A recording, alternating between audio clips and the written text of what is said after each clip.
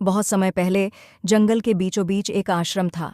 यहाँ ऋषि दुर्वासा तपस्या करते थे और छोटे हनुमान उनके शिष्य थे।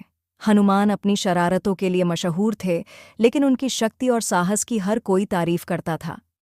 एक दिन ऋषि दुर्वासा ने हनुमान को बुलाकर गंभीरता से कहा, हनुमान, तुम्हारी मदद की जरूरत है। आकाशगंगा में संकट मंडरा रहा है।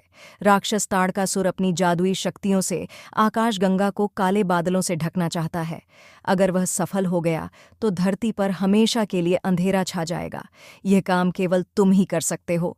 हनुमान के लिए यह चुनौती रोमांचक थी। उन्होंने तुरंत हामी भरते हुए कहा, गुरुजी, आप निश्चिंत रहे, मैं ताड़कासुर के इरादों को नाकाम कर दूंगा। ऋषि दुर्वासा ने हनुमान को बताया कि आकाशगंगा में प्रवेश करने के लिए सूर्य का तेज प्राप्त करना होगा। हनुमान ने तुरंत सूरज के पास उड़ान भरी। सूरज ने उनकी हिम्मत की तारीफ की और उन्हें एक सुनहरी किरण दी। यह किरण तुम्हारी गदा में अपार शक्ति भर देगी, इसका उपयोग सही समय पर करना, सूरज ने कहा।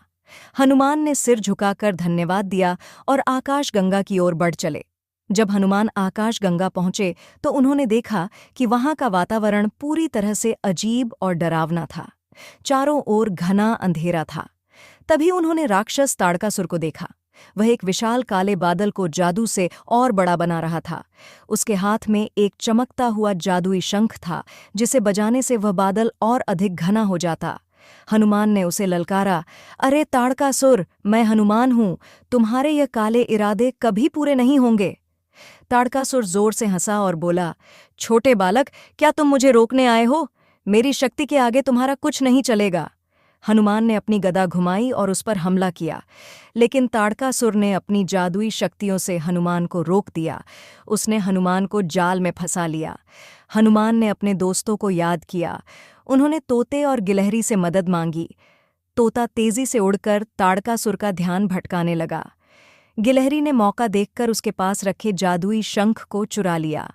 ताड़कासुर का ध्यान जैसे ही शंख से हटा, हनुमान ने अपने सुनहरी गदा से जाल को तोड़ दिया और ताड़कासुर पर जोरदार हमला किया। हनुमान ने अपनी पूरी शक्ति से ताड़कासुर पर वार किया। उनकी सुनहरी गदा की चमक से ताड़कासुर की जादुई शक्तियां खत्म हो गईं। वह चीखते हुए गिर पड़ा और गायब हो गया। आकाशगंगा से काले बादल हट गए और वहां की चमक वापस आ गई। हनुमान जब धरती पर लौटे तो ऋषि दुर्वासा ने उन्हें आशीर्वाद दिया। सभी देवताओं ने उनकी बहादुरी की प्रशंसा की। धरती पर चारों ओर खुशी का माहौल था। बच्चे और जानवर नाचने गाने लगे।